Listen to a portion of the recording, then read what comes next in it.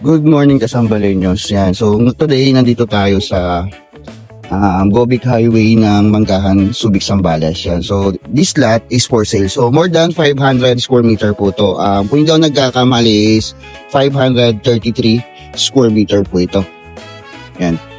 So ito po, for sale po ito, po pwedeng lot only or po pwede po siya na may customized housing construction na po. So po pwede po ninyo siyang i-avail ng lot only po siya. And pwede nyo rin siya i-avail through siya, yung may bahay ng itatayo. So customized po yun, no? So kayo yung masusunod doon sa bahay na gusto nyo ipatayo dito. So katulad po nito.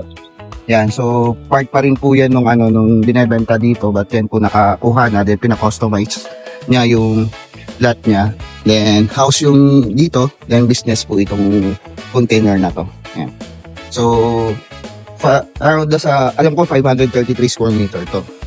So under siya ng Royal Peninsula. Sa mga interested buyer, so mag-message na po kayo sa amin. Then mag-set tayo ng site tripping, then pag-usapan po natin